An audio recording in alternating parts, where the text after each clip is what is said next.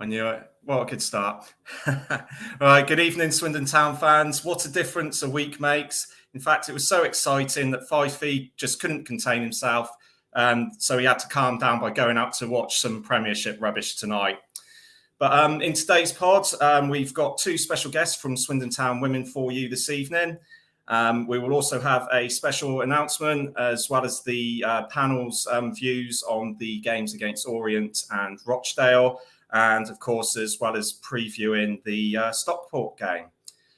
So town fans, come and join the discussion and welcome to Fools Rush In.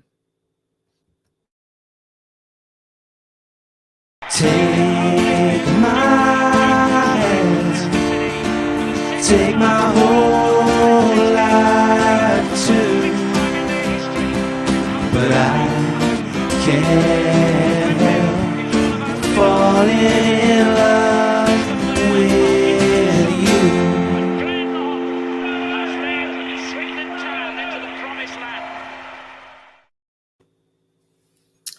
So let's start with the introductions. First up, we have the man with the dancing moves, Rich. How are you doing this evening, mate? Of course you had to introduce me like that. Yeah, I'm good, thanks, mate. How are you? Excellent. Yeah, I'm good. Thanks, mate. Thanks for asking. And of course, we couldn't do this pod without the tactical analysis of our very own Woody. How are you doing, Mucker? Yeah, not too bad, mate. How are you? Yeah, I'm good, mate. Yeah, very good. Thanks. Soldiering through this at the moment. You're smashing it, honestly.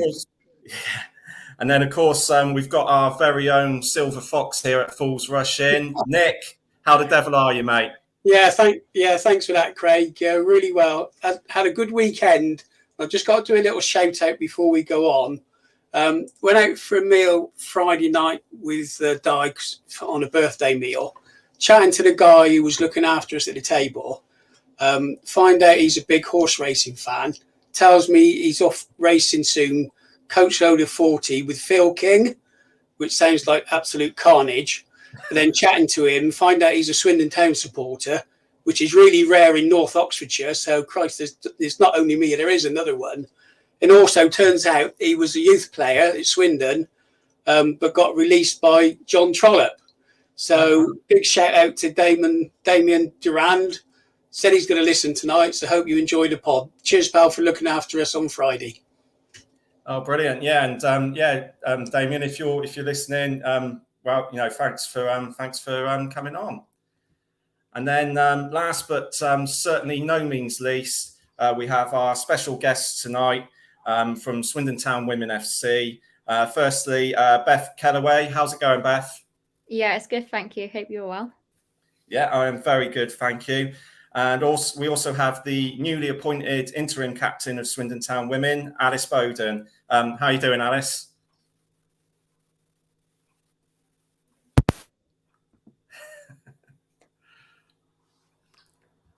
Don't think the earphones are going to work tonight, Alice.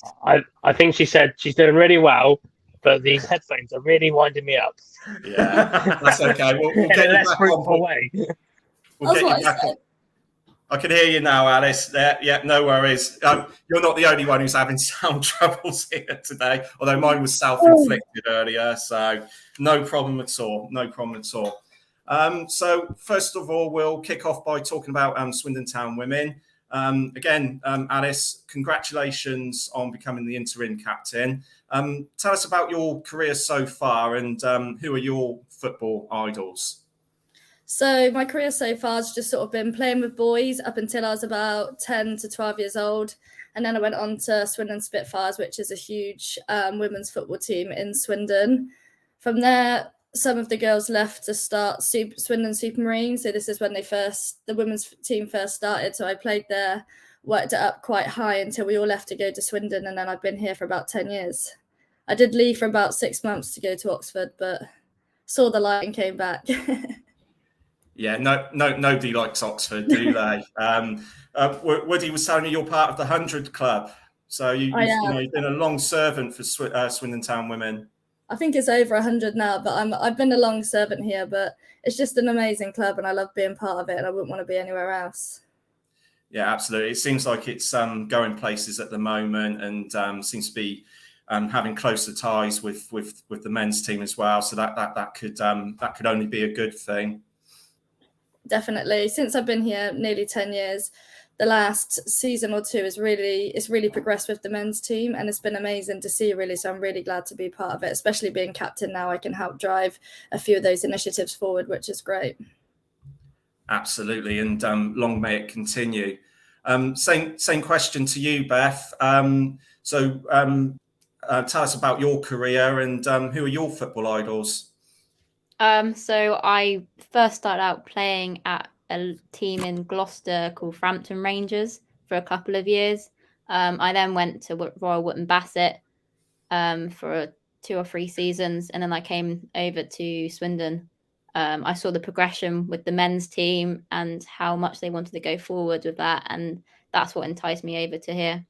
So yeah, it's been really good. This is only my 2nd season with them, but it's been really good, and it's great to have that connection with the men's team as well.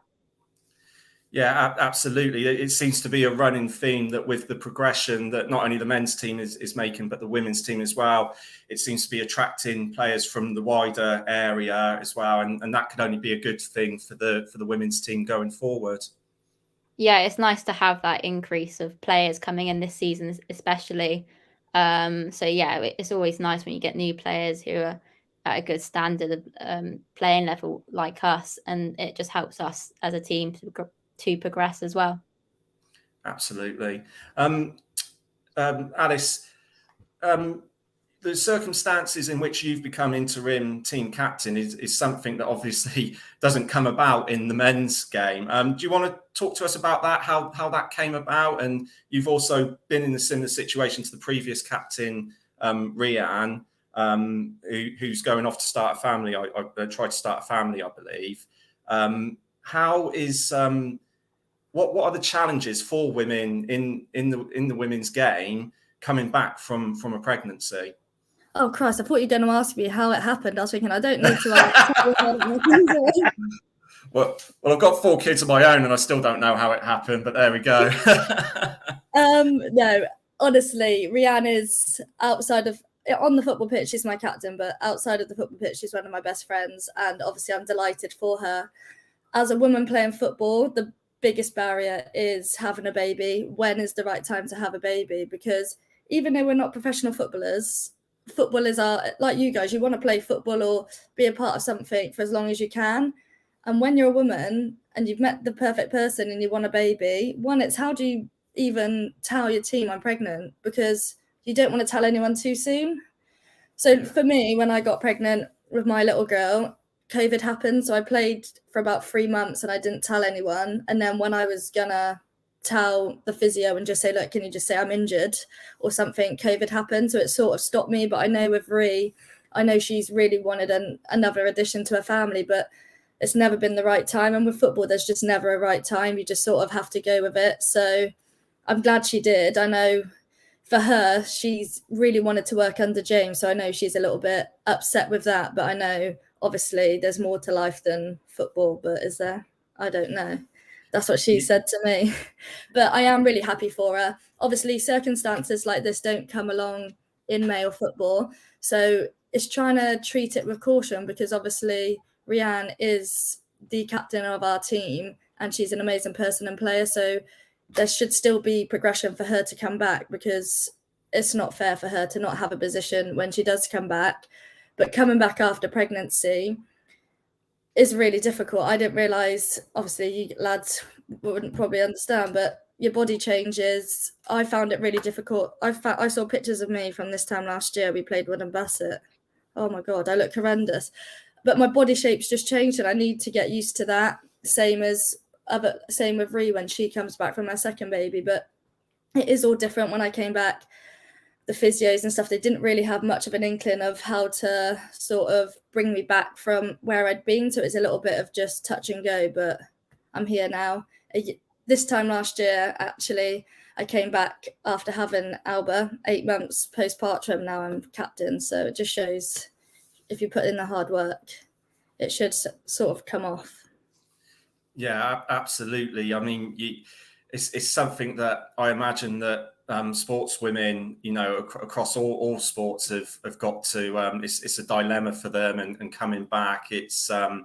I can't imagine, what you're having to go through sort of mentally and physically to get back into it. And then, of course, like you're saying about the dilemma of when you should have, start a family and everything. It really is something that I think gets overlooked, I think, in women's sport in general.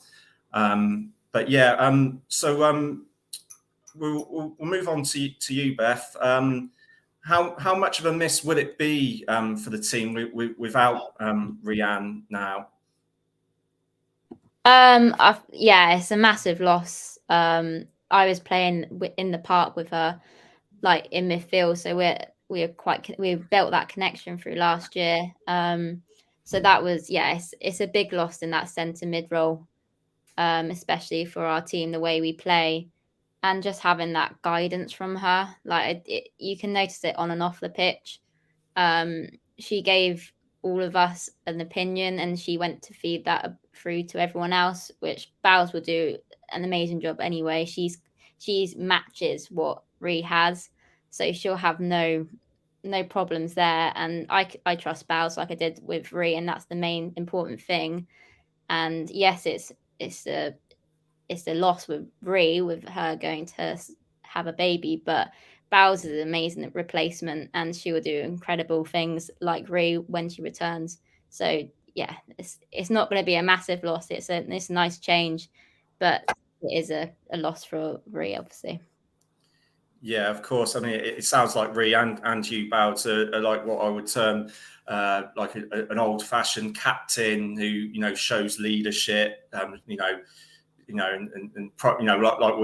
we've discussed before with the men's team about having a proper leader as captain. So it sounds like that's the kind of leadership you guys show on the pitch, which is absolutely brilliant.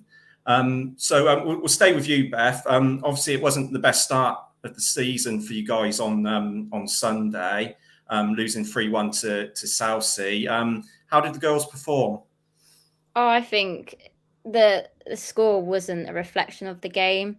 We started a little bit slow. They had a good chance in the first minute or so, which put us a bit shaky. But the progression we made from the start of the game to the end of the game was amazing, and how we just kept on fighting.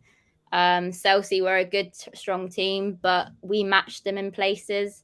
And as we progressed through the game, they didn't really have a second half. They didn't have as many chances, and they did get lucky with their 3 goals. In my opinion, we had a goal that was a class as offside, but there was no chance it was an offside. But that's down to the officials. But if we had scored that second goal, it would have been a completely different game.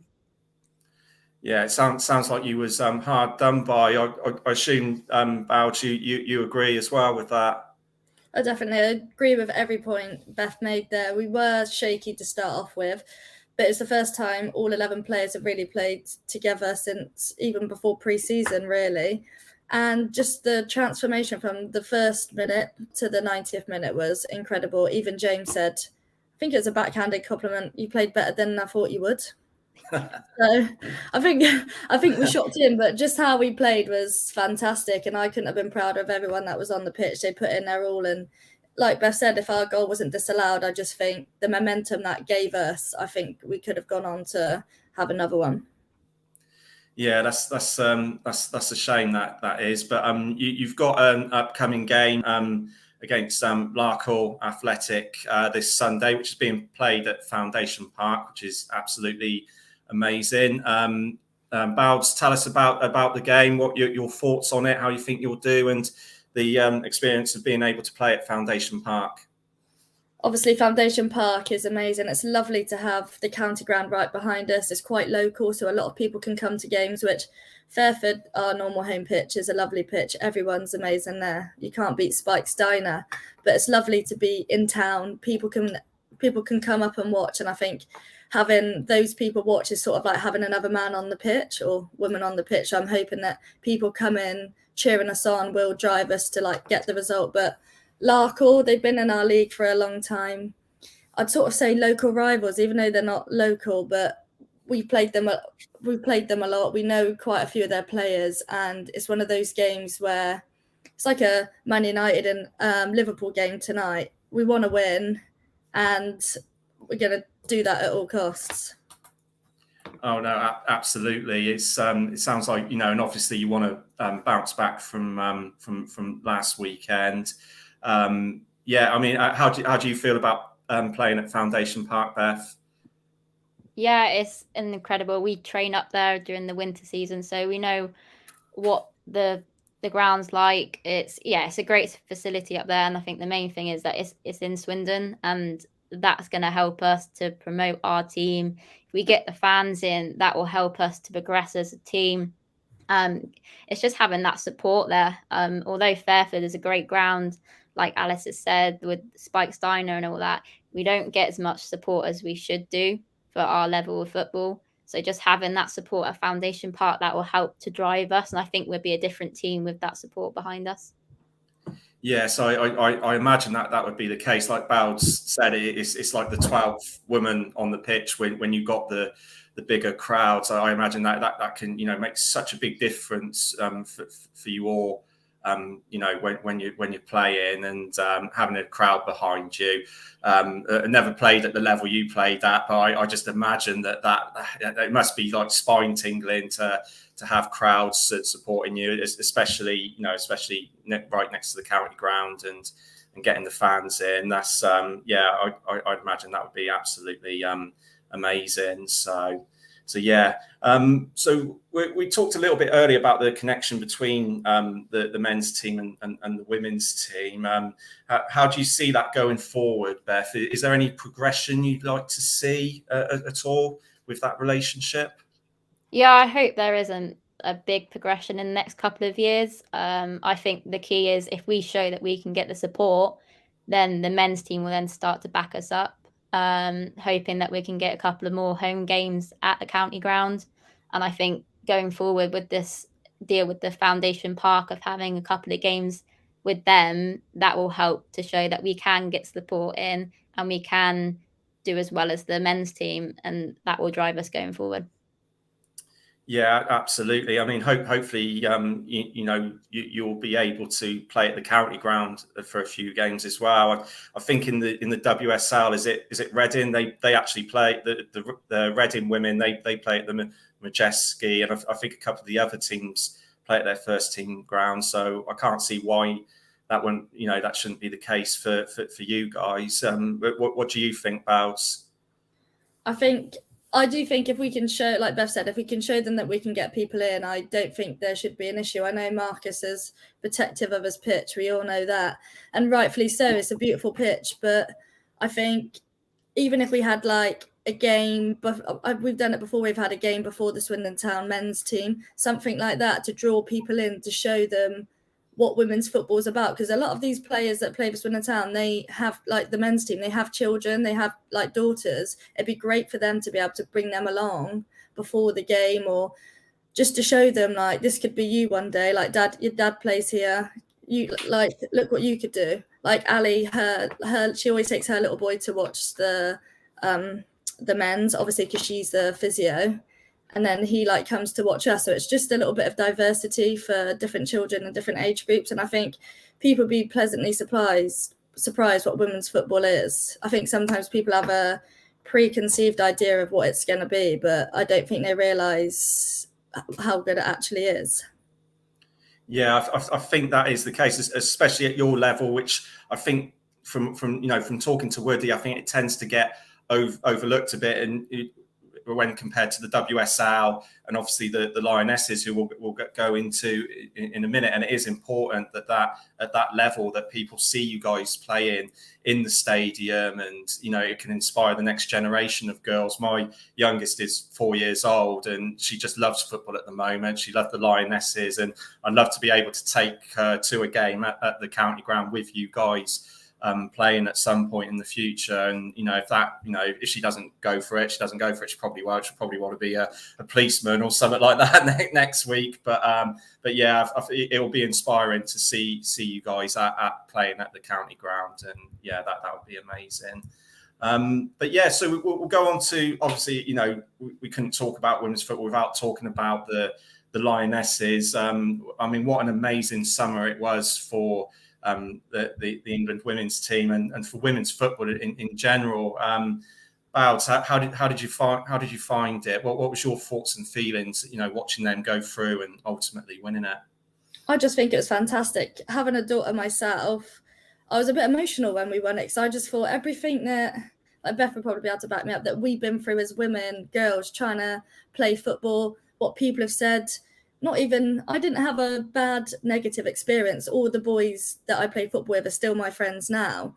But it's just the sort of stepping stones to get to where you wanted to be was a lot harder for me than it was for them. But I know that my daughter now, she's exactly like your little girl. She's only one, but she loves football. She's always kicking the ball around. And I just know that for her, those women winning that Euros has just opened up a gateway for her. And honestly, just couldn't be prouder, and it couldn't have happened at a better time. And it's really highlighted women's football in general, and especially our league. There's a lot of hype around it now, so it's really done us a really big favour.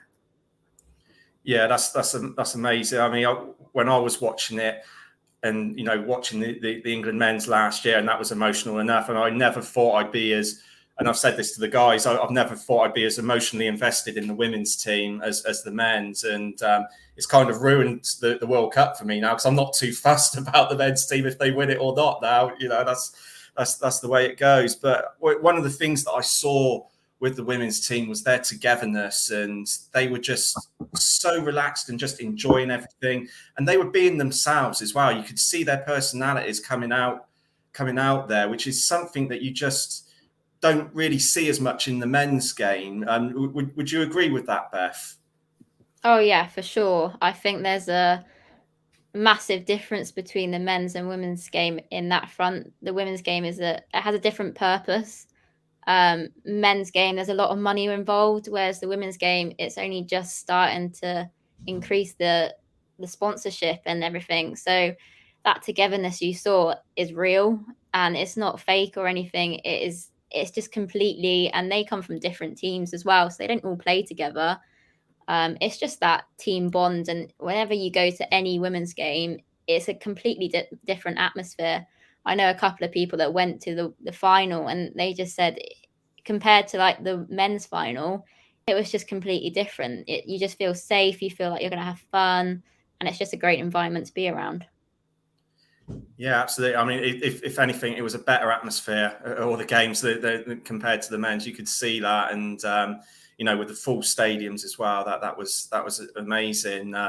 Bowds, I mean, you know, did you sort of sense that, you know, when you was watching the game, you could feel the atmosphere? I could feel the atmosphere coming through into my living room, which I don't think I've really experienced following the England men's team. Yeah, you could really feel the atmosphere, and you could see how relaxed the girls were in that atmosphere. They just took it in their stride, and they just had fun with it, and they just showcased what they were about. I think in men's teams, it's a lot of they're playing for themselves to make themselves better. Whereas in the women's game, I think it's a lot more playing for your team, playing for everybody on the pitch, not just yourself. And I think that really reflected in Euros, not just England, every team, even Northern Ireland. They obviously didn't even win a game, but you could just see the togetherness and how much they wanted to win for themselves. Not even win, they just wanted to have a good time. Whereas if that was a men's team, it would have been, I just think it would have been, they would have just been trying to play it too much, and it would have been worse. But the girls seem to have enjoyed their experience, and I think we don't get as many experiences as the men's do, and we do just soak it up because we just think, when is the next time we're ever going to experience something like that? Yeah, I mean, that's a really good point you make about the Northern Ireland women's team, because you could tell that they were just delighted to be there, and they, you know, they tried their best and all, and with them, all right, it's you know, you want to get a win, and it's not nice to not win any games, but for them, you could just tell the smiles on their faces just being there was amazing. And that is a contrast to the men. You could imagine if the roles were reversed, there would have been a big disappointment there for a team that's the equivalent of the Northern Ireland women's team, where if they not expected to win, but they end up losing all 3 games, then it's not, there's not as much pride there. I don't think there would be in the men's game. But yeah, it was such a good tournament, and the rest of the panel, feel free to to come in if you want as well. We also heard today the news of Ellen White retiring. For both of you, Beth and Bowden, what a player she has been, and what a a person for the women's game. What a representative she's been for the women's game at club level and international level. But yeah, I mean, what do you think of Ellen White then, Bouts? I just think she was one of the instrumental players that has played through every Lioness team in the last 5 to 6 years that have made it what it is today. She didn't have to play 90 minutes every game, because it wasn't just her skill on the pitch that was needed. It was her personality, it was her experience that she could pass on to the other girls. And I think having players like her in the background to help Leah Williamson be in charge of that team, players like Jill Scott that can just help push, have knowledge to help guide other people, I think that's what was a really integral part of their success. And she will be missed. Just some of the goals she scored, just some of the play, just she was amazing. And I think she is going to be missed, but hopefully she can get like a good job role to help the next sort of girls come up, because I think she'd be amazing at that. Yeah, she's certainly an inspiration. Beth, we were saying about her role, Ellen White's role in the team, and that was quite something, because you had these, even though England started with the same first 11 throughout, they had that flexibility to just bring on subs. You could just slot straight in, and Ellen White and Toon and all the others, they were just able to come in and make a big difference, and that just says a lot for the team that was put together like that, don't you think? Oh yeah, for sure. I think any team that you can just bring on subs and they have a massive impact is a great team, and that's what you want from a coach. Ellen White, she knew that it was probably going to be one of her last international tournaments, and she still soaked up all that energy from the whole tournament, and she knew what she wanted to do, and she didn't look like a greedy player just wanting to get the golden boot for the last time. She actually helped the other players to go on, and she off the field and on you can just see how much work and effort she puts into that team, and she wanted to do it for the team, not for herself. She was a great influence, and a lot of people just overlook what she does. It's not all about how good you are on the ball, it's how you can make the other girls feel comfortable, and that's what she's done. Yeah, I mean, her work rate was absolutely phenomenal. I mean, no wonder. I think I'd imagine that if she'd have done a full 90 minutes, she'd have been dead on her feet in that final. Fair play to her.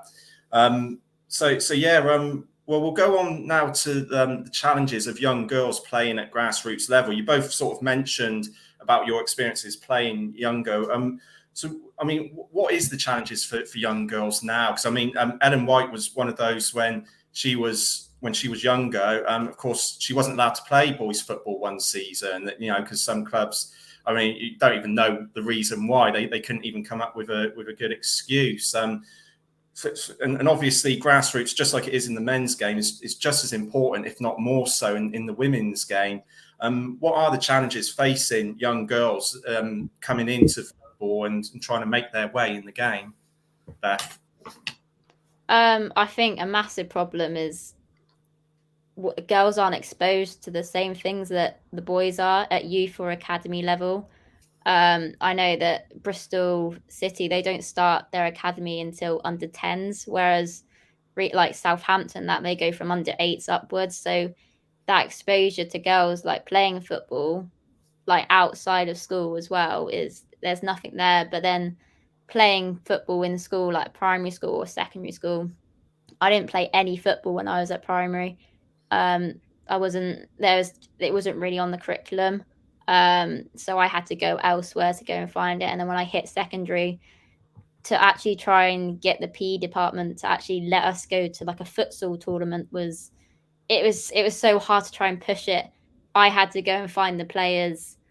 I had to go and sort it out. I had to make sure everyone was agreeing to it, and they just were like, "Well, off you go then."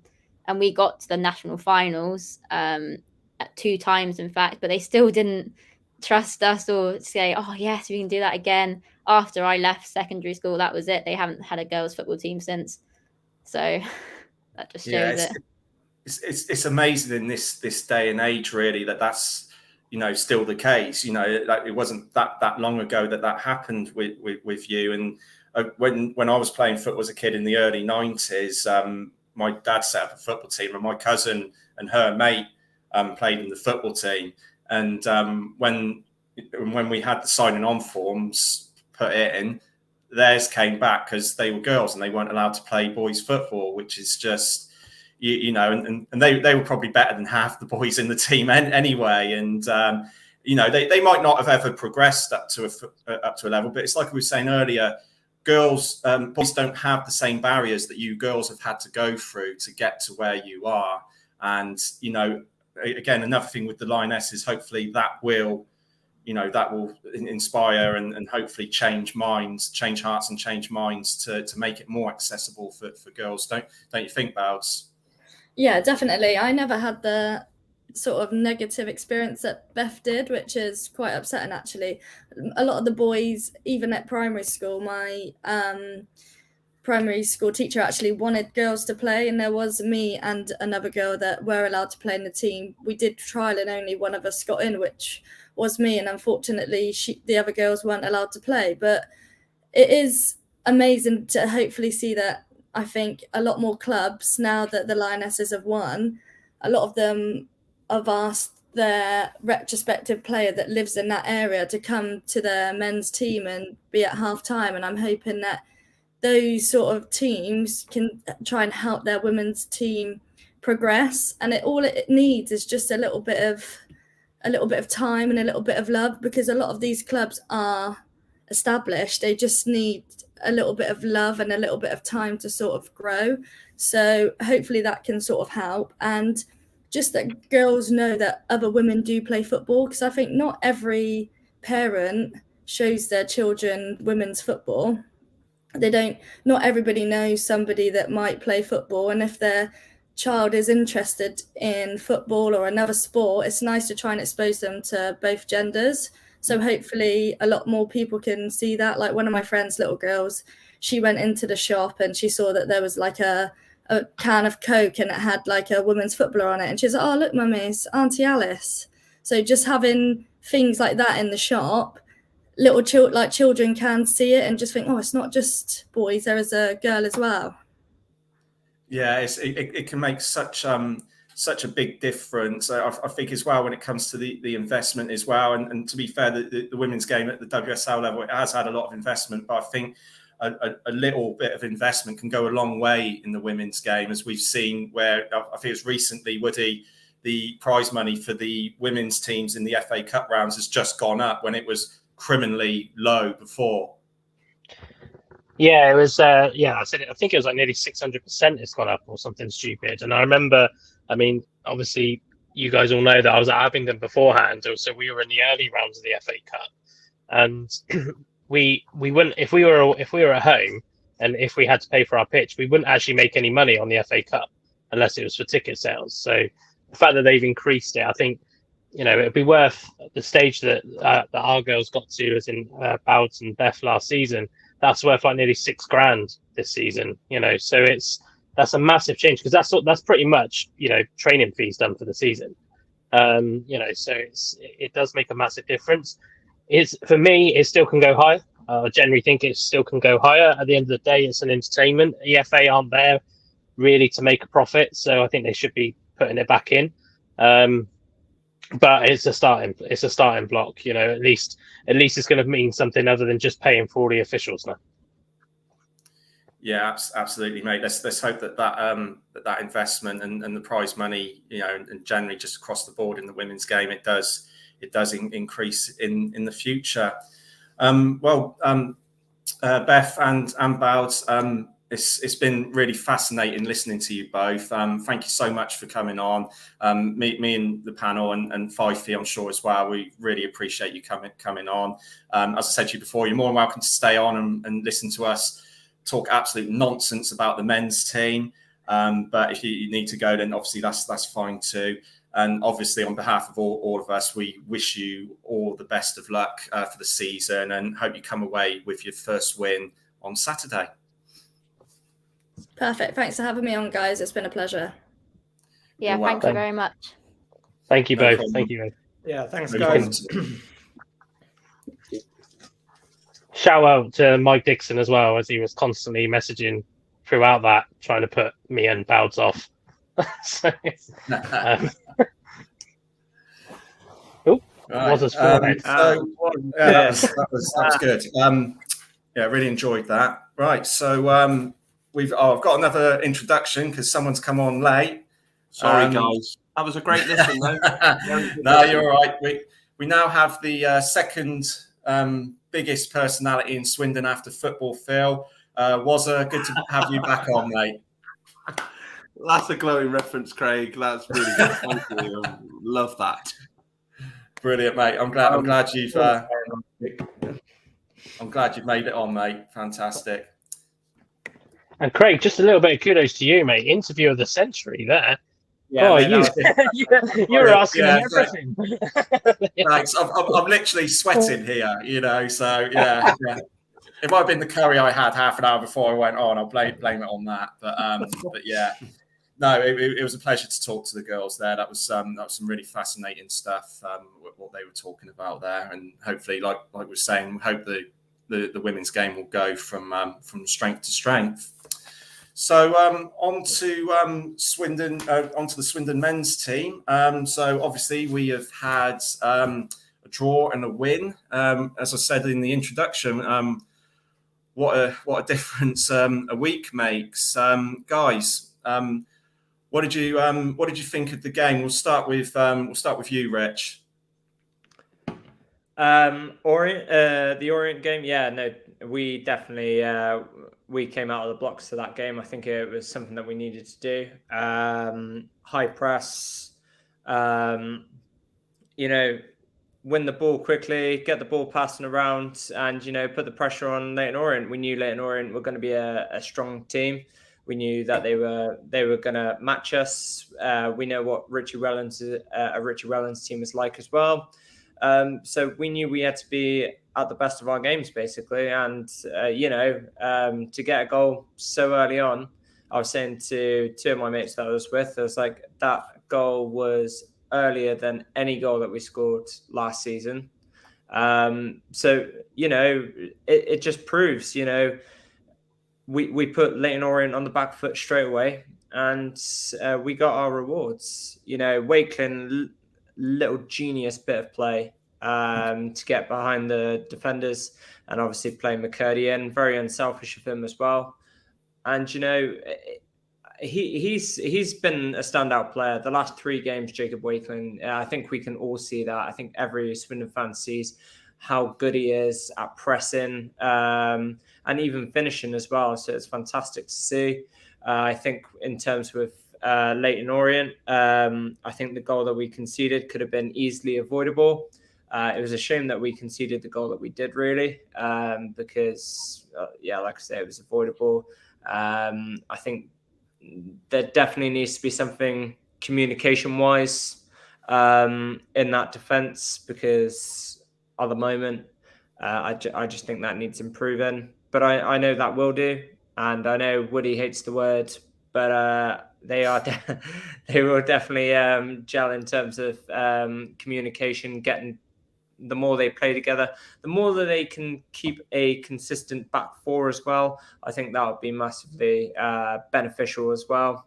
So but I did feel as if that sort of picked up in the second half as well of the game as well. I was slagging off a couple of the defenders in that first half, and then I completely changed my mind in the second half. So there is definitely progression there. There definitely is progress. And it was actually a really enjoyable 1-1 draw. So I thought it was a really, really good game. Yeah, it certainly was an enjoyable game. I think what we'll do is we'll have to get a swear jar every time somebody says the word gel. And we'll put a 5 in, okay, in future. just to put that to bed. But Nick, it's interesting. Rich said about the vulnerabilities of the defence against Orient, but again, the midfield have got to come in for some criticism because of how quickly Orient were able to come through and attack our defence. Yeah, I think there are certainly gaps, and we do get opened up in the middle, which showed in a couple of games. But I mean, the goal, both fullbacks were at fault. The ball should never have got hit across the penalty area, and Hutton just totally went to sleep, and the guy had an easy tap in. So yeah, that was poor. But talking about the midfield and the goal, I had another look at the goals from Orient, and obviously we'll talk about Rochdale. But both those goals were actually started by Khan in the midfield, through to Wakeling. First one to Mccurdy, who scored, and the second one from Wakeling to Williams, who scored. So I think Khan looks like to me a player that can go under the radar. He's very busy, he gets a foot in, and he's got a decent pass on him. So, I was quite impressed with him, and hopefully if that can continue, we should be, better in the midfield. I still say, and I don't know if you watched the official supporters club tonight, he had Johnny Williams and Ben Gladwin on, and he said to him, there's lots of people say you can't play together, which made me smile, because I still maintain they shouldn't be in the starting lineup together. But obviously they disagreed, so we shall see where the manager goes with that. Yeah, absolutely, mate. Warren, what was your thoughts on the game? Did you get to see it? Yeah, saw the Orient game. I thought we were solid. I think a lot of people have got to remember that Richie Wellens has had the 6 months of the back end of last season to put his stamp on where he wants Orient to be. And I think on the preview, we all said they were going to be up there challenging the playoffs, maybe a bit higher. And they're a good side. Do you know what I mean? And a lot of people criticised that we didn't get on the ball as much. I think we stifled them pretty well. You know what I mean? Some say we were a bit lucky and maybe they should have won the game, but we showed a bit of grit. We showed a bit of determination. I think Nick's point on Khan is very good. I think he's only going to get better, Khan. I think he's a complete midfielder at this level.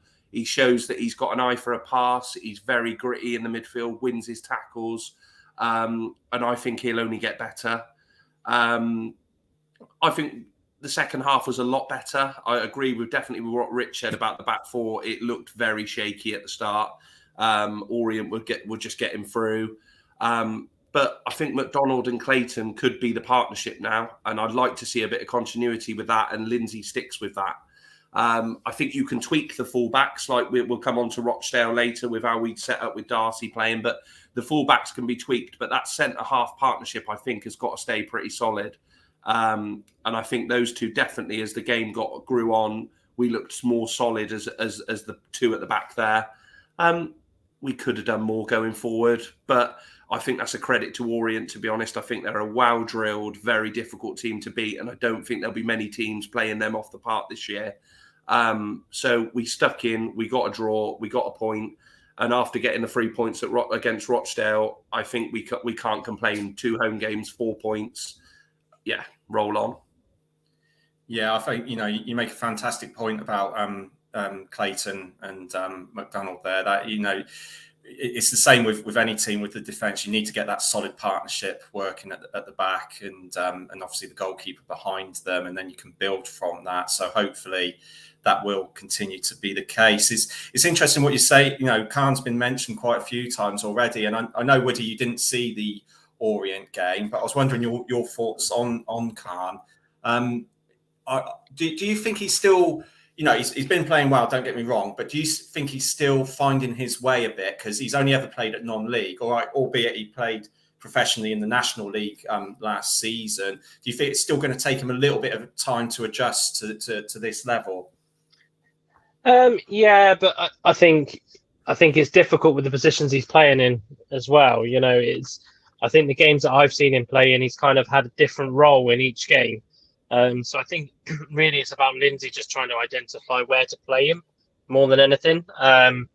We've spoken on here about him potentially, being a replacement if Reed is playing badly, in that holding midfield role. And so I just think that, I heard a few people criticising his performance on Saturday, and I thought that was quite strange because I thought he had, a half decent game. But he's a promising player, and I think we said all the way through the summer, and I know I definitely said it. I'm sure a couple of the other guys did. We needed to take a punt on somebody from non-league. We needed to do that because we have success at doing that. Charlie Austin being probably the most obvious one. Even Gladders himself, coming from non-league at one point, and and obviously Taylor Curran. But it's, I think if we take a punt like that every now and then on this kind of stats-driven, basis, that's where they're going to come through. I think we've got one hell of a player there. I generally do. I think he's going to be an absolutely fantastic player. But he's going to slowly bed, a bit like Ellis in some ways, kind of just very slowly bed into the team and all this, which is going to work to our advantage because he's going to be effective every time he comes on. But equally, he won't be so effective that we end up selling him for a small amount of money because he's not necessarily proven. So, I hope and he just works so hard as well. And we said on the last pod about, Swindon fans we love. In fact, most fan bases just love players that work really hard. And that's something he does. He's the best player I've seen at Swindon who can hook tackle. I've been waiting for so many years to see somebody who can hook tackle. Khan is that player. He has a perfect hook tackle. I think he's wasted in a holding role. I think he needs to be one of these box to box for us because, like you say, he presses, he makes things difficult for the opposition. I think sitting him alongside a Reed, I don't think benefits him because you're trying to get him to sit in a position. I think he needs to go. You need to let him go forward, up and down. And he's shown that he's got a composure, like Nick alluded to earlier, with those passes that he's put through to Wakeling for both of those goals. We've moaned that we haven't had a player like that. And we've had a lot of players that we've given the big and the likes of your Gladwins and stuff. Can they find those little through balls? And the two that he's put on a plate for Wakeling have been, not non-league level. Do you know what I mean? They're good balls that he's put through. And I think he'd be wasted sit deep. I think they need to let him, because off the ball, he gives us that press. He instigates the press from midfield. And yeah, I think like Woody said, I think he's only going to get better. I just wanted to touch a point on something that Woody said about being hardworking. I think now we're starting to build a team full of hardworking players. I mean, you look at Jacob, you look at Khan, you look at Darcy. I mean, when Darcy came on against Orient last week, he was just running. I don't know what he was like against Rochdale, but I assume, especially because was he playing right wing back against Rochdale or right back? Yeah, right back. Right back. Okay, so I mean, like I said, he's just hardworking. He just doesn't stop, and you can tell he makes a difference, a massive difference. And you can't not look at Mccurdy as well. Put Mccurdy in that category because you can tell. I know we haven't really seen it so much this season, maybe more in the last game or so, but certainly last season he was very, very hardworking. He'd always fight for the ball. He always wanted the ball as well. And I'm not saying the other players aren't, because I think they will, but I think that will hopefully shine upon of what we're trying to build here.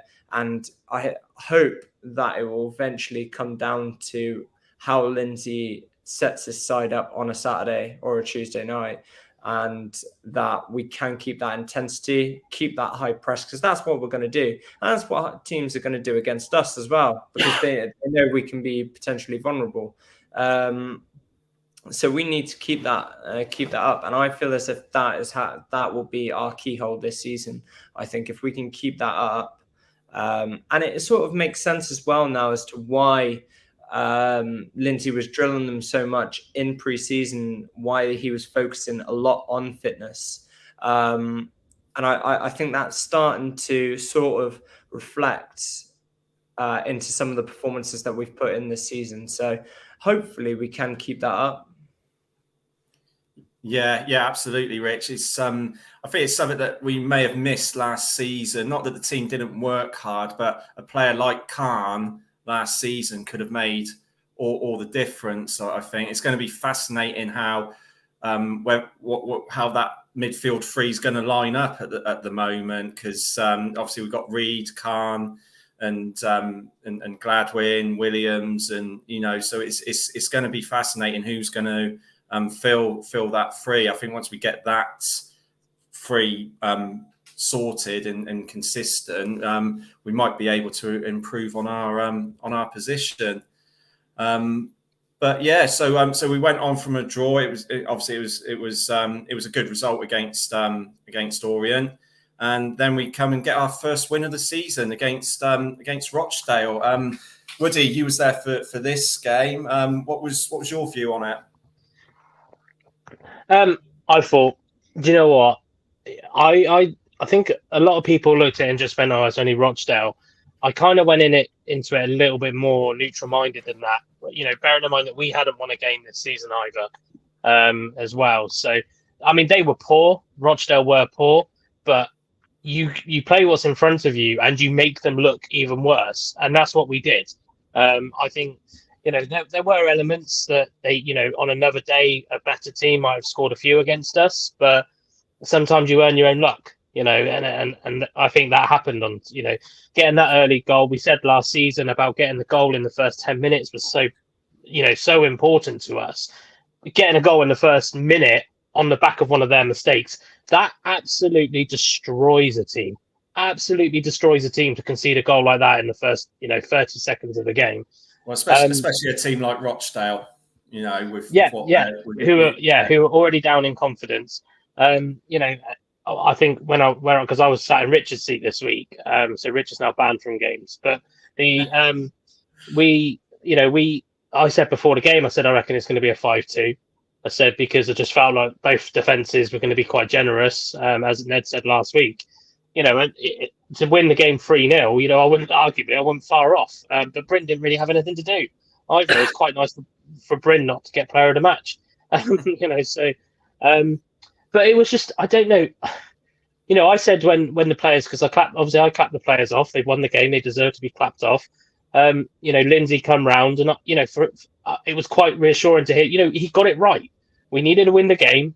And regardless of who we were playing, he needed to win it and we won the game. I thought that Darcy at right back was you would never know he's not a right back really. He was kind of a 6-7 out of 10 maybe, but you wouldn't necessarily, if you didn't know the squad, you wouldn't necessarily know he wasn't a right back. So that where he's got that from, I don't know, because it works. It gave us a lot of attacking intent on that right hand side. I was quite impressed. That was the first time I'd seen that Blake Tracy as well, because obviously I didn't go to Orient. I was quite impressed with him, to be honest.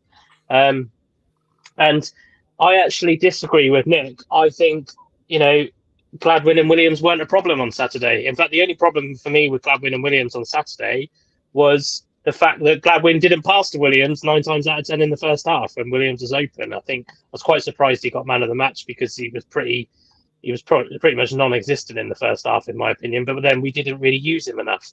Reed is getting there. He's getting better. That was a better performance than what he's given us over the last couple of games, and I agree 100% with what Warren was saying about Clayton and McDonald at the back. They just seem so much more comfortable and fit the model of what we're trying to do a little bit better than what typically Bowdry would.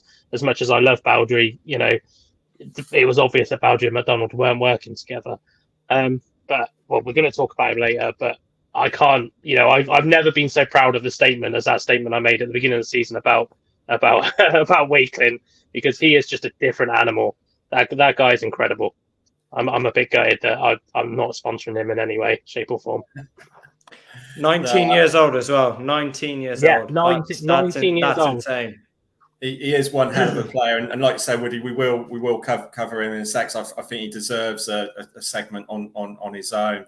One of the players another player who put in an improved performance, Nick, was Harry Mccurdy. He started to look a bit more like the Mccurdy of last season, don't you think? Right, I'm a massive Harry Mccurdy fan, and I love him to bits, and he gets the crowd going. You're going to contradict me now and make me no. Come on, Nick. He fucking pissed me off half the game. Certainly that second half. He did some fantastic runs, pulled their defence all over the place, players not knowing what to do with him. Passed the fucking ball. He had ample opportunities. He had, I forgot his bloody name now, the right back, acres of space, standing there waiting. He had the centre forward who come on, putting his arms up, saying, "Give me the bloody ball." He drove me mad. Love him to bits. All the other work he does, great. I'm glad he got a goal at the end because that'll do his confidence good. So he'll be fine for that. But he was so frustrating. And the other player, I loved the game, 3-0, can't knock it. But Blake Tracy, geez, the times he was down that left wing, well, all he had to do was knock it past the fullback, get a cross in. What's he do? Stop, pass it back. Stop, pass it back. He drove me fucking mad as well. The one time he did it, he got a fantastic cross into the 6-yard box. Wakeling and Mccurdy almost got on the end of it, and they managed to. I think the keeper got hold of it eventually with a defender and scrambled it. But yeah, half the match I was bloody frustrated, and the other half was great. We got 3 points, 3-0, clean sheet. So yeah, it was for me. It was one of those games. So hopefully onwards and upwards. Well, obviously, I don't know this panel as well as Fifey does, because the reason I went to you, Nick, was I thought I'd get a nice positive response for Mccurdy. That's why I didn't give it to Warren. I knew what I was going to get. But it's about time I went negative, but it was really frustrating. It was a perfectly valid point, though, Nick.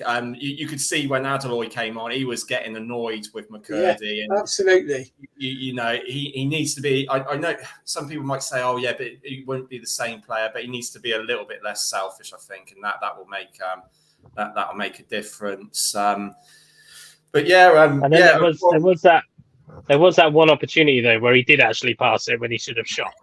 Yeah, exactly. I think that just added to frustrations. Yeah, I think he was just trying to rub salt in the wound there, for maybe doing that. You never know with Mccurdy, do you? Warren, how did you see the game? What was your thoughts on it? Yeah, I was impressed. I think it's starting to mould together. I agree with Woody's point that we can't just say it was only Rochdale. You know what I mean? They've got rid of their manager. Yeah, it was a caretaker in charge, but sometimes you can get that rebound. I thought even when we went 1-up, I still think they were well in the game because they were creating chances. They had a few where their final ball was just slightly off. I agree, but credit goes, and he hasn't got a lot of credit. Credit's got to go to Lindsay. It was a bold move for him to get Darcy in the team and to put him in a position where people are nowhere going to think Darcy's going to fit in and play that position well enough. I think he's looked at the opposition and he's gone, we need to be on the front foot at this game. And it shows a tactical nous and a versatility that he's showing that he would have never done this against a top 6 side. Let's put it this way. If it was Salford, if it was Orient, it would have never happened because Hutton would have been in there because he would have gone with the solid defensive option, someone who's played in that position and the know-how. But when we're trying to impose our style on a team that we're thinking that we should be getting 3 points off, I think it was a very bold move. It could have gone wrong. It could have gone the other way. But fair play to Scott Lindsay for showing that versatility and getting another creative player on the pitch. You could see that they'd worked on it as well because there were times that even Darcy sort of, I know we're going to compare here, but it was a bit like a Pep style sort of thing, what Pep does with Man City. He brings the fullbacks into this middle of the pitch and they act as like another centre midfielder. And it overcrowded the Rochdale midfield. And I thought we were able to get the creative players then on the ball And it created the space because everyone come inside, and it created the space for the likes of your Mccurdys and your Williams out wide that were able to get on the ball and make things happen for us. I think it was a very good move. The early goal always helps. You know what I mean? That got us off to just a cracking start. It was like the weight was lifted off the shoulders, and then we could go and express ourselves, and everyone looked a lot more confident. Nick's point about Gladwin and Williams, I think they can play together, but not in a midfield three. At the moment, it works because Williams is playing wide. So he's kind of got that free roam like Mccurdy has. I agree with Nick that Gladwin and Williams couldn't play together in a midfield three, because I do think you're dropping someone then like Khan, who offers so much more in a midfield three than what both of them would do, defensively anyway. But it's a massive result. Hopefully we can build on this. We're going to talk about the Stockport game later, but you know what I mean? This has got to be a springboard now for us. There's no excuses. They're starting to, I'm not going to say the word, but they're starting to come together, and that's just another way of saying they're going to gel, Warren. I'm not taking a fine for that. Right? Yeah, I'm afraid so, mate. Yeah. But I'm going to get away with that for me. I think it's starting to come together, and it could be a great springboard for our season. We do need someone else at the top end of the pitch. I know we keep hammering on, and hopefully something's in the pipeline. But it was a very positive result, very positive performance. Lindsay come round at the end, and he come round to the fans, and I think they appreciated. And this was the first game where I've sat and watched, and I thought, there's the blueprint of how we're going to play as a team this season, because we pressed them when we were off the ball. When we got on the ball, it was quick. It was decisive football. Great performance, great result, and roll on to the next one. Yeah, some really good points you made there, Warren, and like you're saying about the midfield three. I mean, we've got Ben, the enforcer, Gladwin, haven't we? So do you drop him? And it's sorry, I had to say that. I had to put that out there because that made me chuckle a little bit. Anyway, so we'll move up to we'll start to talk about the main man himself, the guy who's deservedly getting all the plaudits. Wakelin, I mean, he's been getting comparisons to Jerry Yates, of course. We'll start off with you, Rich, because you were gushing about him earlier, and I know you wanted to talk about him more. What a player he's turning out to be. He's getting all the stats and everything, and he's proven he's one of the main reasons, along with Sol Bryn, that we've got the points on the board we've got at the moment. Yeah, I think with Wakeling, obviously he was at a crossroads in his career. I mean, he's 19 years old still, only very young. I'm not sure if he got released by Leicester or whether or not we actually paid money for him. I'm not entirely sure. But either way, though, one absolute steal of a signing. He was on loan at Barrow last season. I think he only played a handful of games, but now he's come to us this season. Woody watched the Cardiff preseason game. I was there, and all I got on my phone was Wakelin needs to come on. Wakelin needs to come on. Because I think, was it a Melksham or something like that? I think you saw Wakelin for the first time, wasn't it, Woody? Yeah, that was the game where I said, that's Jerry Yates. I said to Joseph. I said, that's Jerry Yates. I think straight away, because Cardiff away was Cardiff at home in pre-season was the first time I got to see him, and it was only 15-20 minutes, but what a difference he made. He obviously came in, him and Darcy both literally straight away came in and put all the pressure on. And, Wakelin got his goal and thought, hang on a minute, we might have something here. And he came on against Harrogate, won the penalty. Obviously, unfortunately, missed it. But, it's those... and every single game, he has done something. So, Harrogate, he won the penalty, scored against Carlisle, assisted against Leyton Orient, and scored against Rochdale. And I think we have got somebody there that could potentially be a massive. He's going to be a player that we could sell for a lot of money.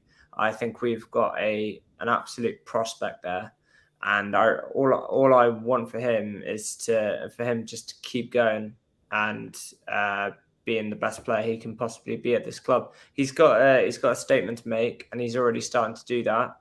And I just hope that he's, personally for me, I know we've compared him to Jerry Yates, but I mean, I can sort of see aspects of Jamie Vardy in there as well. I know he came from Leicester, and I know that's obviously very, what's the word I'm trying to look for? Cliche, ironic that obviously he's come from Leicester, but he's high press and he scores goals. That's all you want from a striker, and he's doing his job. So the link-up play with Mccurdy as well is fantastic. So I just want him to be what he can be, and we're already seeing signs of that. Yeah, exactly, mate. I mean, you make a fair point about about him being a future player who we can sell on and make a lot of money, because this is the whole point of our recruitment, bringing in these players on for relatively low money, developing them, selling them on, because let's face it, that's the only way for clubs like us to survive these days, unless you've got a rich owner. Warren, what's your thoughts been on Wakeland? I wasn't as hyped at the start, if I'm honest with you, but every single game that I've watched him, he's grown on me. I did fear for his size and at this level against some big centre halves, how he would cope. But if you look at him, he is quite stocky, isn't he? Yeah, he's got a lot of strength there, hasn't he? Yeah, and this is what I was just coming on. What I say is that he shows himself. I've been watching him in games, and even on Saturday, he come up against Ebax Landau, and he's a big lad, but he was putting himself backing into him. He was holding the ball, and he was showing that he's got that game about him, because that's what we've always needed. When you want to play this creative style that we will try to play, you need a striker that's able to hold the ball. And that was my fear, was he going to be able to do that for us, or is he someone that needs that big guy around him to work off? But for the last few games, he's looked really good at showing that he can get the ball and hold it for us, or he chases a lost cause. You know what I mean? His work rate is unbelievable. And I agree with Woody about the Jerry Yates comparison, because he is just everywhere across that front line. And he must be a nightmare for defenders to come up against, because he is just showing that he'll create a mistake or create a problem. And he just gives our chance. When he presses like that, it gives our chance to get up the pitch as well. It's key for our midfield and our back four to follow up as well. Mate, I've been massively impressed. And I was sceptical at the start. I wasn't excited as much as Woody and stuff like that. But fair play to him. You know what I mean? He's growing on us. He's growing on the fan base. And like Rich said, as long as he can just carry on this progression, I think Woody alluded to it in the last episode that we can't put too much on him. That's why I would love to see another striker come in just to take that burden off him, because as much as we haven't seen enough of Adeloye yet, and I've said this, and I think there could be a player in there for Adeloye as well. I think he just needs that chance. But I think at the moment we need someone just to come in alongside, maybe that nurturer of an older age. I know they cost money, so I can't see that. But I just don't think we need to put all of our eggs in that basket, because I think, as much as he might be a level-headed, confident guy, we can't put it all on his plate. He will have a bad game, and we then need to pick him up again and go, look, let's go again. Remember what you were doing, all your good things that you were doing. But, mate, I've been massively impressed. He's definitely turned my opinion of being from quite modest about him, that he needs to be on the team sheet you know what I mean? He's one of the first on the team sheet at the moment. And hope it continues for him, because he deserves it, because he works his socks off. And I think we talk. Sorry, that's all right. Where go on? As I was saying, we talk about the pressure on him. I think that's where it's important that Mccurdy and Williams are scoring. I said to Steve, who Rich normally sits with, and I was sat with on Saturday, I said when those three were together coming off the pitch, those three have the ability to be a really lethal front three in this division. I mean, a really lethal front three. And I think, you look at it, it's those front three that have scored on Saturday. I know Wakeland had done the hard work really for Williams' goal, but if they can keep doing that as a free, they almost share the pressure in some ways. And I just think that to sum it up, it's difficult not to put pressure on him, like even inadvertently, because we've scored 5 goals this year and he's been involved with all 5 of them. And also not to mention won us a penalty at Harrogate, which obviously we missed. So he will. But you listen to the lad on the radio, and I think you said it last week, Craig. You listen to the lad on the radio, and he seems so mature. For, like Rich said, you wouldn't know he's 19 years old. He seems so mature in the way he talks about the game, the way he talks about his team. And I think along with everybody, we just really want him to do well. Because what we got to do as Swindon fans is there will be a moment this season where he probably doesn't score for 5 or 6 games, and we've got to bear in mind that how good he was and how much he was vital to us starting this undefeated record at home and things like that. So I think that's where the pressure tends to actually come when a player's not playing very well, because of the fans. And I think that's what we've always got to bear in mind. Like we did with Tyree Simpson a little bit. I was a bit, at the beginning with Tyree Simpson, very kind of similar to what was it, with Wakeland. I was just kind of like, I don't really see anything in him. But if we don't get on his back so much, then all of a sudden look what the player he became when he came out of it. So yeah, and I just think that's really, that's really important to any player's development, but especially with a young lad like Wakeland. Hopefully the fact that he's been up at the academy in Leicester and things like that might mean he's had a good bit of pressure on him. But yeah, I think he's definitely got a bright future. And like I said, it's not for me as good as he is. I think it's about that front three in general. Williams and Mccurdy on either side. Those 3 looked like they were going to score every time. There was a lovely bit on Saturday where after the melee, when Williams scored the goal and they were walking back up to the centre circle, he walked, must have been 10, 15 yards to where Wakeland was. And you just saw Williams wrap his arm around him and just showed a bit of appreciation to the young lad that he's created that goal. And that's massive for a lad at that age who's looking up at a senior player, someone that Williams is a senior player. Do you know what I mean? So yeah, at this level for us, and it's brilliant to see that, like I say, and he could be a massive pinnacle of that front three. And yeah, I just hope, like you say, when he does have that little spell, that the likes of Williams and Mccurdy could pull him through that. And you know what I mean? And that's massively what we'll need. Yeah, I mean, it's true what you said about Woody, about giving players a chance when they start to drop, which inevitably is going to happen with Wakeland at some point. And that's one of the things where I've been sort of trying to hold back my criticism until the end of August to try and see how the team is. I'm not going to say the word, but how it's coming together and everything. And that's a fine, Craig. I think you've initiated. I know. I walked into that, didn't I? Yeah.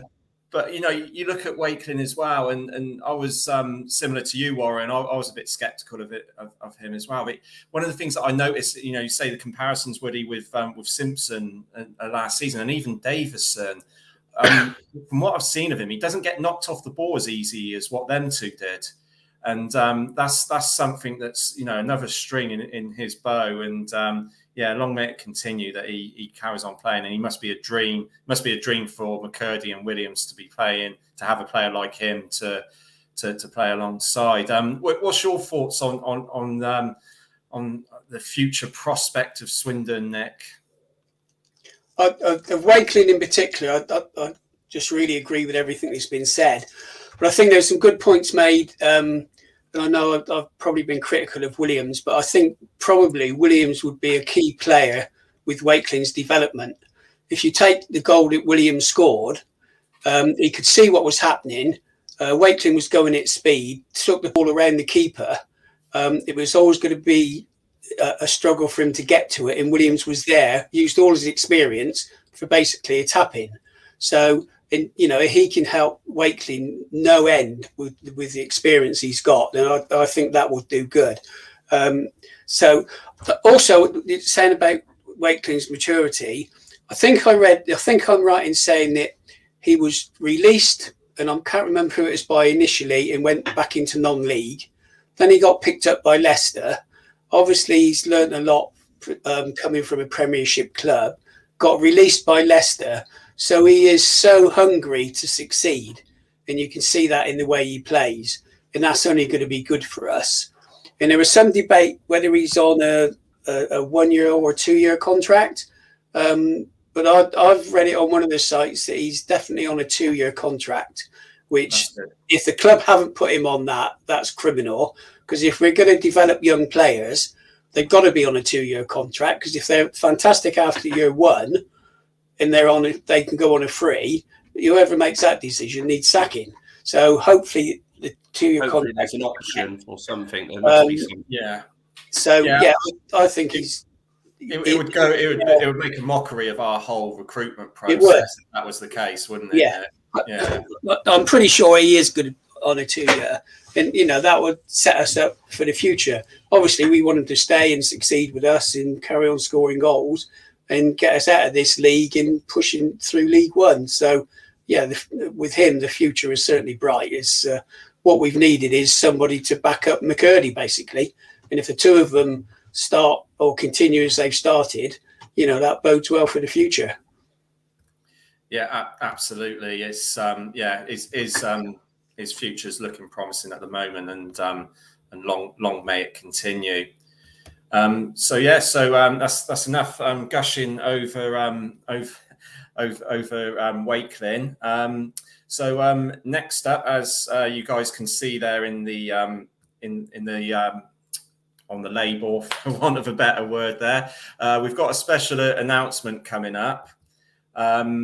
So yeah, let's get it up there.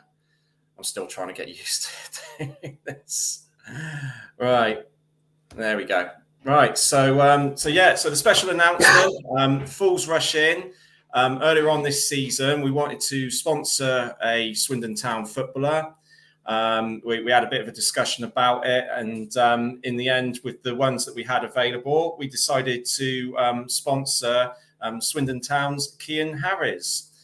So we'll be his home shirt sponsor, and hopefully by doing that, he might be persuaded to come on and have a chat with us. But we're, you guys can, come in at any point you want. But I'm really chuffed and, quite honoured to sponsor any player of Swindon Town, to be honest. But even more so a player who, like we were talking about earlier, about he's got potential, hasn't he? He's still a young player, and hopefully he can break through into the team at some point and go from strength to strength. What do you guys think of the sponsorship and Cian Harris in general? Yeah, I think it's obviously. I was waiting for you to speak there, Rich. I was like, is he going to speak? Or it looked like you was going to speak. I was waiting for you to unmute, mate, and then just chime in. I was waiting for Rich to. Oh yeah, we're really excited. No, that's literally all I was going to say. You go ahead, Woody. Yeah, no, I think it's great. I mean, obviously, we've spoken about it for ages, haven't we? Pretty much since we started the pod about. When we started getting underway a bit and we ended up doing weekly shows and stuff like that. Obviously, there's a bit of selfishness from us because obviously we want to expose the pod a little bit more, but equally show how serious a fans we all are, on this panel. And I think it kind of we've kind of chosen a player that kind of matches the current philosophy of the club in terms of looking at future prospects. I know he had a bit of a hard start. He did have a bit of a hard start with us, obviously pre-season and things like that. But it is nice to hopefully sponsor a player that we continue to sponsor him for the next couple of years, the next couple of seasons. And obviously, every sports sponsor or anything like that, it always makes a difference. I know we're already talking as well about and just because I've had a message from Mike Dixon, I'm going to say it. We already started talking about how we can sponsor the women's side a little bit as well. So, we're just, and I will add that, and I think this is really important to add, we're self-funded. The podcast itself is self-funded. We don't have any sponsorship or anything like that. This is all kind of us guys grouped together and decided this is what we want to do. And it will be the same when we do something with the women's as well. So, But yeah, I'm really chuffed, and I hope he does come on the pod. I'm sure he will. He sounds like a relatively nice guy, and equally, but most importantly, I think, and I'm taking over here, but most importantly, I think a big kudos to Fifey there, because, you know, regardless of what we guys do, this is Fifey's project. This is Fifey's kind of thing. Everything is, you know, built around what he's done. So, you know, it's good for him who doesn't live in Swindon, just to get that kind of show how far our passion for the football club spreads. We talk about Nick being in Oxfordshire. I know 2 more fans in North Oxfordshire, Nick, that are Swindon fans. So it's, but yeah, it's, you know, it's great. And, you know, it's just, you know, hopefully the club feel, and we all feel, that we're just doing our little bit towards getting Swindon that financial help that is needed. But most importantly, help a player, excuse the pun because it's on his top, but help a player grow. Yeah, absolutely, Woody. I think, and it's a good point you make there about Fifey's involvement in this, because he was the driving force behind it. It has to be said. And I did say to him when he asked me to fill in, I said we could hold fire on the Kean Harris announcement until next time. And he basically said, look, it's a team effort. He said, I want you guys to, you know, to announce it. So, you know, fair play to him for letting us do that. But yeah, it was Fifey was the driving force behind it and organised it all, and fair play to him. So yeah, I mean, has anyone else got anything to say about the sponsorship at all? It's a great thing for us. I just wanted to go more into the player, really. I think he's been given that scapegoat sort of tag through pre-season. I think no player had a great pre-season for us, did we really? Do you know what I mean? So I'd like to see him given a chance. I think he's a left-sided centre-half, and this is why he was brought in, to give us that balance, to give us that. So he will get a chance, because I think we all agree that McDonald is, for me, I think is a stalwart. I think McDonald will be in if he's fit and he's not suspended. McDonald will play every game. Between McDonald and Bowden, I think his skipper, you know what I mean, he's going to play. Clayton will drop out of form. And a little thing, if we're going to play this back 4, I don't see why Harris might not be considered as maybe a left-back option. From what we hear, he's normally been quite solid on the ball. You know what I mean? He didn't have the best of pre-season, but from references, from what I've heard from Bristol Rovers, he's quite a good ball-playing defender, which if you could allude that into a full-back position, you know what I mean, it might not be a bad option. So, you know what I mean? We've only got Blake Tracy at left back at the moment. So injury, suspensions, do you know what I mean? And bits and pieces like that happen. I don't see no reason why he couldn't come in and do a job up there. And like I say, hopefully he just needs this time just to build into the way that we're going to play. And hopefully he gets an opportunity, because it'll be great for us putting our, you know what I mean, sponsorship on it. And it'll be brilliant for the player to see him grow as well. Yeah, I think Fifey watched him over at Walsall in the League Cup, and said he was decent there, had a really good game. So he's going to be a really important squad member as it's looking at the moment. And I think that's probably the difference with us this season, that we have got a decent squad. We've got a decent bench that you could bring people on that will do a job, whereas last season we struggled. So I'm sure he's going to be important. I'm sure he's going to play some key games for us.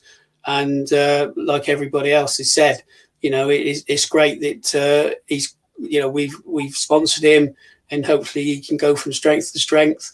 And you know, with Fools Rushing backing for him. So good luck. I hope I'm sure he'll go well, and he will get his chance. And you know, hopefully he takes it with both hands. Yeah, exactly. Good luck to the season. And sorry, is that echoing? It's right now. No, it's okay. Sorry. Good luck to him for the rest of the season, and hopefully he will go from strength to strength. So we'll just talk before we go on to the Stockport preview. We'll just talk about a former Swindon player who's unfortunately suffered a horrendous injury, and that's Louis Thompson.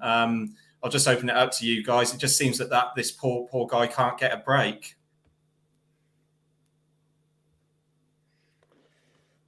Yeah, it's obviously a shame for him, isn't it? It's a double leg break, isn't it? I read or something like that. Yeah, I think so. Yeah. I mean, how old is he now? He's what? Is he 27, 28? Yeah, he must be about that. Yeah. So I mean, obviously, he's at a crucial point, obviously, in his career and stuff like that. And he obviously hasn't gone without his injuries. Obviously, when he was at Norwich and stuff like that, all he was injury prone, and like you say, Craig, he couldn't catch a break. But it's obviously gutting, 'cause it was as if that he found his club at Portsmouth. He was getting game time. When he first went there, he was only on a game-by-game contract. They obviously liked him so much. They offered him a full-time contract there. He was getting game time. And now, obviously, this happened so early in the season. So it is obviously going for him. And he is a Swindon Town legend. Obviously, he was a great servant for us. We wanted him back when he was released by Norwich. But, hopefully he can bounce back quickly and get back on the pitch. Yeah, exactly. I mean, he's one of our own, and we always like to look out for for our local players who've come up through our system. So hopefully he will, he'll get a bit of luck in future. So if you guys are okay, we'll move on to Stockport.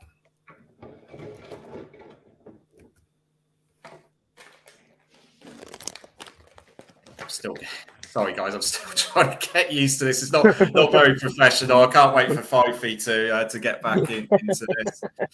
Oh dear, amateur hour at Fools Rush In. We've got Stockport coming up. They're not in the best positions. They're actually below us. With only one win this season, and when we were doing our predictions, they were one of the favourites to go up for a lot of the panel. Rich, how do you see us doing against Stockport? Yeah, I think it's they obviously haven't gotten to a good start. They've been, they've struggled to get back to life in the EFL. They have got all the money, but I don't know. They're not really seem to be using it as best they can. I don't know whether or not they're going to use it. Gelling issue there, but I think sorry, my Siri just came up randomly there. But no, in terms of us, I think when we play them on Saturday, I think Lindsay's got to go with the team. Obviously, he thinks as any game is going to be the best that's going to suit this team. They're going to probably try and come at us as well because they want to get the monkey off their back and try and get there. I don't think they've won a game this season yet. So I think they'll be. Yeah, they've won. They've won one. Okay. One game, lost 4. They've won game and lost 4. Wow. Okay. So I think for them, they'll want to be getting a bit more consistency. But for us, it's just we've got that first win now. So it's now time for us to try and get a bit of momentum going. And I think we've already seen that in the last 4 games that we've had. Obviously, the draws, Salford, Carlisle, and Leighton. Now the win, the emphatic win against Rochdale. So, hopefully we can go out all guns blazing. It's a stadium that we haven't been to in good 10 years since they've been out of the Football League. But I believe it's quite a good pitch, quite a nice stadium. I've not been to the stadium before. It'll be my first time on Saturday. So I'm looking forward to it. And I'm hoping that it's not going to piss itself down because I believe I'm under a stand where there's no roof. So, I'm really excited for it. Like you say, I think a lot of people did tip them to go up this season, so it will be in. I know we didn't. I for sure didn't. But I know a lot of people did. A lot of the betting agencies had them tipped 2-1 to go up as champions. I think Mark had him as champions. Little shout out for Mark if he's on holiday. If he's listening. I did say to him, I did ridicule him and say, Mark, that is absolute garbage with Stockport. But I think it was the same with Salford when they first came up, obviously with money and stuff like that. They were 2-1 to go up as champions. Yeah. 4 seasons later, they're still in the league too. So, I'd love us to go there and get a great result and just carry on as what we did on the Saturday just gone. And hopefully, I'm not the bad luck. I think as well, a lot of it depends on how they do tomorrow night as well, because they've got League Cup tomorrow night, Stockport. They're playing Leicester. And because they're playing Leicester, I can't see them wanting to rest too many players. Because I think they're at home as well, so that's quite an opportunity for them. So I don't think they'll rest that many players tomorrow. So we could be playing a relatively fatigued side. But yeah, it's it'll be a hard place to go to. It always is when we go to this kind of northern venues, practically Scotland. But it's I think I can't remember. I feel like I've been there, but I don't think I have. Woody, I reckon you might have been there. I remember years ago with Stockport, I got on the Barnes' coach for the FA Cup game, and it was a Tuesday night. And we'd got all the way there, and it was about 5-6 o'clock, and they called the game off. I will never forget Stockport for that, because we've literally pulled up outside the ground on the coach, about to get off, and they've gone, game off. And we've gone, and we've just like all the way back down. The only conversation was that we got free travel to go back up again the next time. So it was. I've been there a couple of times, and yeah, that's a horrendous journey. I did the same. I had the same thing happen to me when Swindon got to the semi-finals, second leg against Bolton, which was away, and we were near enough. We weren't far from Bolton before they called it off, and that's a horrendous journey to do back when you haven't had your fix of football. Especially on a coach, because it just doesn't go any faster. At least in your car, you can go down a little bit. But on the coach, it's just like, come on, get us home. Exactly, mate. Exactly. Nick, I'm going to ask you guys for your predictions in a sec anyway. Do you think this is a game that we should be winning in order to get some momentum and get some back-to-back wins together? I think it's a good time that we're playing them. As already been said, they're under a lot of pressure. They've lost 4, won 1. So we've had a good win on Saturday, so should be full of confidence. If we can get that early goal again, their crowd's going to put them under more pressure. We use the word, which was said earlier, they haven't come together yet as a side. They're obviously struggling. I think they're probably now realising that maybe League 2 isn't going to be quite as easy as they thought it was going to be, and I think they're going to be panicking a bit. So for me, this is the perfect time to play them, and 3 points should be there for the taking. I'll be really disappointed if we don't win this. I can see us doing a job up there. I think I was just going to say very quickly, I think this is obviously a test for Lindsay's now. It's obviously that we don't get complacent. I think we saw a few times under Ben Garner's that we got the string of wins, or we got that first win, and then we just got complacent and we started to lose our heads a little bit and stuff like that. So it's a real test for Lindsay to make sure that he's got his team in the right headset, a right mindset, and make sure that he picks the right team that's going to best suit, and that's going to hopefully get us to win against Stockport. So consistency is key, I think, and also, just the way he manages it. And I think this will be a game where we actually see the best of Lindsay, hopefully, from a manager's point of view. Obviously, we'll see what we see on the pitch and whatever happens on the pitch, but how he manages the game and everything like that. I think this will be the key game in his early tenure of a Swindon Town manager, of what he's really like. Yeah, no, that's a really good point, Rich, because he's been getting, up until the win against Rochdale, he's been getting the old, he's a good coach, is he a good manager sort of thing. So like you said, this will be a really good test for him. I think as well for Stockport, it seems that maybe the expectation and the pressure has probably been too much for them. That's why they're struggling a bit. I personally couldn't understand why they were sort of considered automatic favourites, because it's getting back-to-back promotions isn't as easy as what it used to be. I think I said before when we did one of our quizzes, Bristol Rovers was the last team to do it back in like 2014-15, I think, or something like that. So yeah, it looks as if they are there for the taking, and if we get a back-to-back win, that could turn our season around, I think. The only thing I will say, I wasn't a massive. We know from the preview show that I thought it was a joke that they were top of the, the betting. The only thing I will say is they've had a tough start. They've played some good sides. Take away Barrow from the start of the season, where we thought Barrow weren't going to do nothing. Barrow have had a really good start to the season.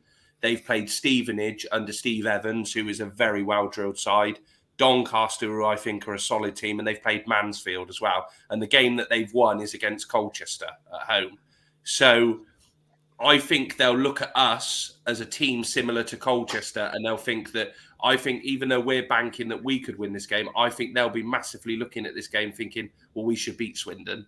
You know what I mean? So it's going to be a tough game. They're a physical side. I've been looking, for the first 5 games, I think they've had 2 sending offs already. So whether they love a challenge or they've been, a very physical side, and that's something that we're going to have to deal with. Going on to what Lindsay would do, I wouldn't be surprised to see Hutton come back in, and the Darcy thing may be like something we use at home when we want to implement our thing. Away from home, we might go with a bit more of a solid base, and I wouldn't be surprised to see Hutton come back in. I don't think there'll be many changes. I think, that could be the only one, I think. I think the back 4 will then be the same. The midfield will stay, and I think the front 3 you can't change after they all scored. But the physicality side just worries me that slight little bit, that it could be one of those. And I'd love to be as confident, but if you ask me now, I think I'd take a draw away from home. I just think it's good. It's difficult at the moment because they should eventually come good. Like Nick was saying, it could be a good time to play them, but have they had their bad results to start with? And they might be looking at this game as somewhere to bounce back.